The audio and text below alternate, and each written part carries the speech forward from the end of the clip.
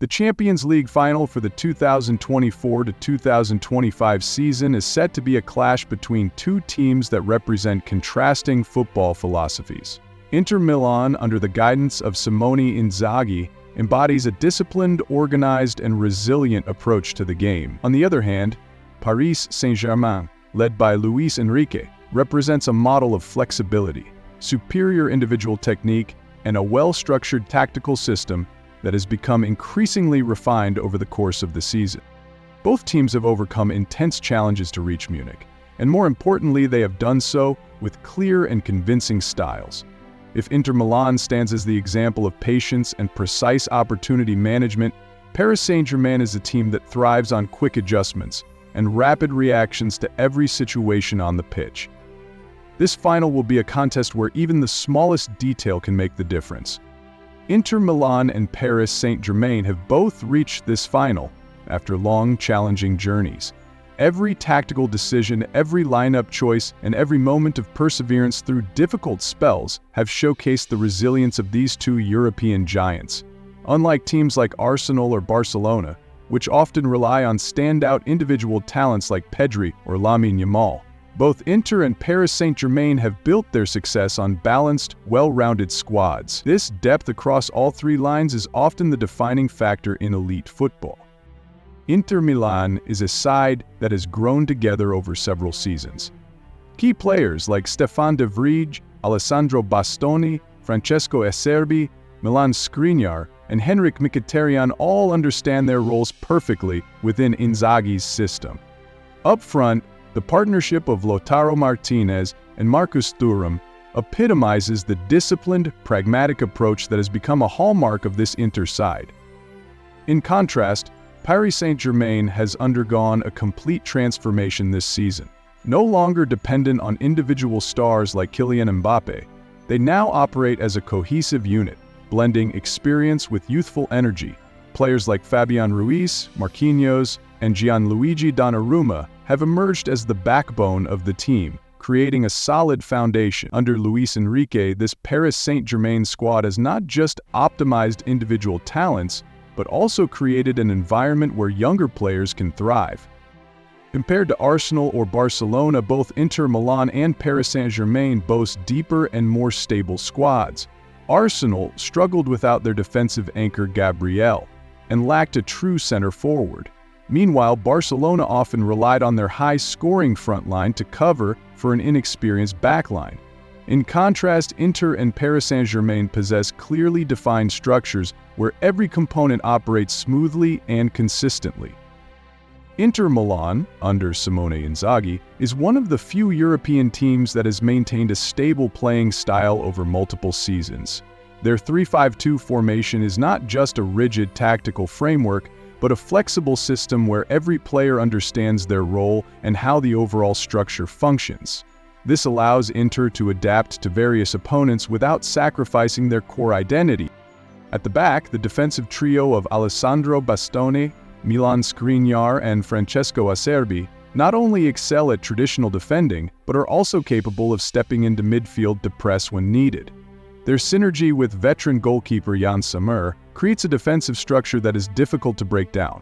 On the wings, Denzel Dumfries and Federico Di Marco play crucial roles in both transitions and attacking phases. Di Marco frequently cuts inside to join midfield combinations, while Dumfries pushes high to exploit space on the flanks, adding width to Inter's attacks. In midfield, players like Nicolo Barella, Håkan Calhanoglu, and Davide Fratesi provide the engine room that keeps Inter's system ticking. They not only control the tempo but also enable quick transitions, maintaining the team's shape and structure in both defense and attack. Håkan Calhanoglu acts as a deep-lying playmaker, responsible for distributing the ball from deep and maintaining the rhythm of the game. Meanwhile, Henrik Mkhitaryan, despite his age, remains a disciplined, tactically intelligent presence who fully understands Inzaghi's system. Davide Fratesi adds energy and off-the-ball pressing, bringing a dynamic element to the midfield, especially when Inter needs to increase the pressure in central areas. The most critical aspect of Inter's play is their ability to shift tactics without losing their core structure. Against Bayern Munich, they demonstrated this adaptability across two very different legs. In the first leg, at the Allianz Arena, Inter adopted a compact defensive approach, sitting deep to neutralize the central attacking threats of players like Jamal Musiala, Leroy Sané, and Joshua Kimmich. It conceded possession, choosing instead to defend in a tight zonal structure and wait for counter-attacking opportunities. However, in the second leg, after conceding an early goal, Inter shifted gears. They pushed their defensive line higher, increased the tempo in midfield, and utilized their wingbacks to stretch Bayern's defensive shape. They no longer relied solely on passive defending, but instead took the initiative, retaining more possession and breaking Bayern's pressing lines through quick wing combinations and set-piece threats. Although the match ended in a 2-2 draw, Inter managed to control the critical spaces and limited Bayern's clear chances in the second half. One standout feature of Inter's attack is their use of wide triangles. Whenever they build up play, they often form these triangles with a wide center back, a wing back, and a midfielder, creating flexible passing options. This approach not only allows them to progress the ball down the flanks, but also forces the opposition to stretch their defensive shape, opening up space either for late runs from midfield or for quick switches to the opposite wing. This tactic was executed to great effect in both legs against Barcelona, leading to several dangerous crosses and cutbacks from the flanks. Inter Milan approaches the Champions League final with a defensive strategy that emphasizes positional discipline over high-intensity pressing. They prioritize cutting off central passing lanes and closing dangerous gaps by maintaining compact spacing and closely marking the opposition's key players. This approach has proven highly effective when transitioning from attack to defense. The moment they lose possession, the entire team quickly drops back, fills the open spaces, and prevents the opponent from launching quick counterattacks. Overall, Inter Milan enters the final with a stable tactical structure, a cohesive squad, and a history of performing well in critical moments.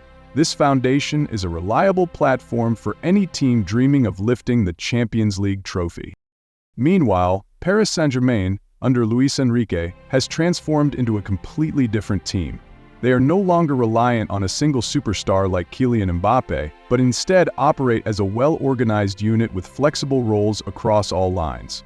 This Paris Saint-Germain side not only plays with speed and technical flair, but also understands how to control space and dictate the tempo of the match. Their system often starts with a 4-3-3 formation, but when in possession, it fluidly shifts into a 3-2-5 or 2-3-5 structure.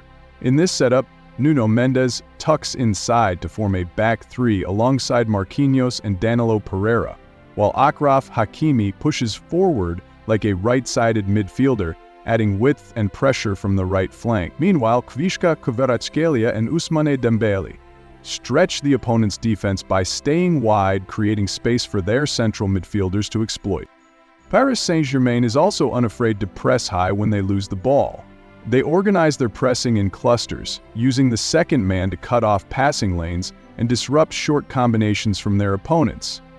Marquinhos and Danilo Pereira are particularly effective in this system, providing strong cover and supporting their fullbacks when defending against counterattacks. Despite past doubts about his form, Gianluigi Donnarumma has proven his shot-stopping ability in high-stakes matches, adding an extra layer of security to Paris Saint-Germain's defense.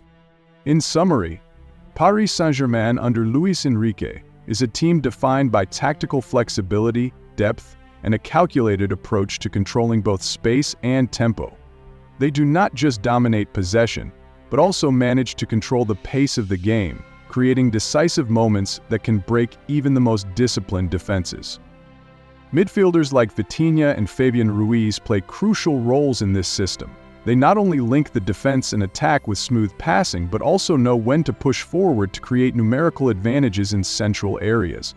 This intelligent, fluid movement helps Paris Saint-Germain maintain at least two lines of control, breaking down pressing structures like those of Arsenal and pulling opponents out of their defensive shape. This opens up space for second-line attackers to exploit. Quick one-touch passes, give-and-go combinations, and through balls between Vitinha, Fabian Ruiz, and Achraf Hakimi have become a key part of Paris Saint-Germain's offensive arsenal, allowing them to break down even the most compact defensive lines.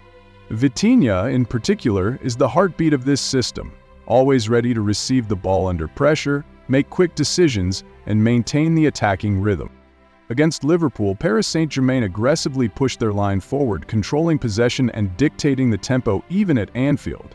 They used wide triangles to escape pressing traps and exploit the space behind Liverpool's midfield line. In the second leg, Ousmane Dembele opened the scoring early with a well-structured team move, leveling the aggregate score. From that point, Paris Saint-Germain managed the game effectively, maintaining their shape and smoothly transitioning between organized defense and controlled possession to neutralize Liverpool's counterattacks. They showcased not just individual flair, but also tactical maturity, demonstrating their ability to dictate the tempo at one of the toughest stadiums in Europe.